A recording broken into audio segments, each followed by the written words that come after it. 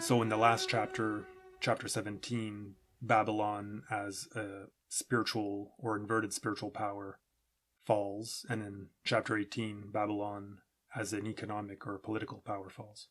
Reminiscent of Isaiah's prophecy of a destroyed Babylon, where he says, "And Babylon, the glory of kingdoms, the beauty of the Chaldees' excellency, shall be as when God overthrew Sodom and Gomorrah. It shall never be inhabited, neither shall it be dwelt in from generation to generation."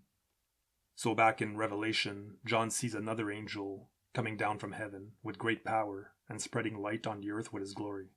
The angel says, "Babylon is fallen, having become the dwelling place of evil spirits, the dwelling place of greedy kings and merchants." Another voice from heaven says, "Get out of her, my people, so that they won't receive any of her plagues." And saying, "Her sins have reached unto heaven. Her plagues come in one day, famine, death, and destruction by fire." The kings and merchants bewail and lament the city's destruction, weeping and crying to the heavens, because absolutely all commerce comes to a sudden stop. An angel throws a stone into the ocean so that all traces of the city would disappear forever. And God commands the celebration of Babylon's fall and the end to all her evil sorceries.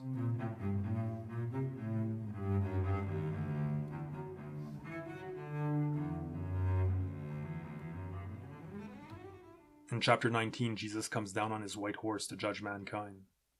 The chapter begins with many people in heaven that are heard singing, "Righteous are his judgments. He has avenged the blood of his servants." The 24 elders, as well as the 4 beasts, fall down and worship God. And then comes the marriage of the Lamb. And the heavens open up, and John sees a white horse, and the one who sits on it is called Faithful and True, the one who righteously judges and makes war. His clothes are dipped in blood, and on his head are many crowns. And then he and his army of horsemen, all seated on white horses, go forth and smite the nations. And he will rule them with a rod of iron. And John then sees an angel in the sun, who gathers all those in heaven for the supper of God, that they eat the flesh of those who've warred against God. And the beast and the false prophet are cast into the lake of fire.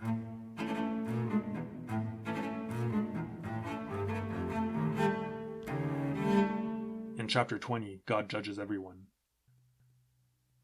John sees an angel come down from heaven with the key to the bottomless pit, and holding a chain with which he grabs hold of Satan and binds him for 1,000 years. And here we're reminded with the St. George flag of the mythology of St. George, who spears the dragon.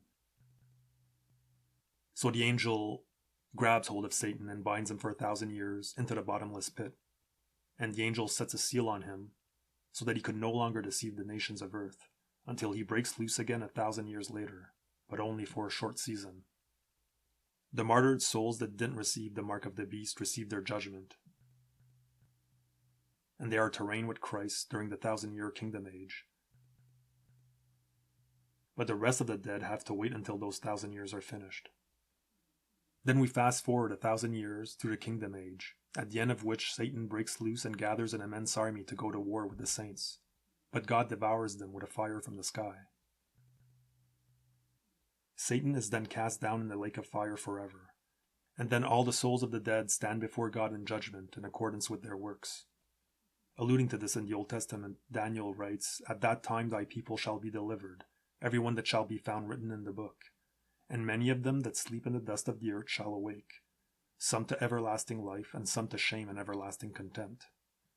Back in Revelation 20, we see death itself as well as hell, and also all those who are not found in the book of life. These are all cast into the lake of fire.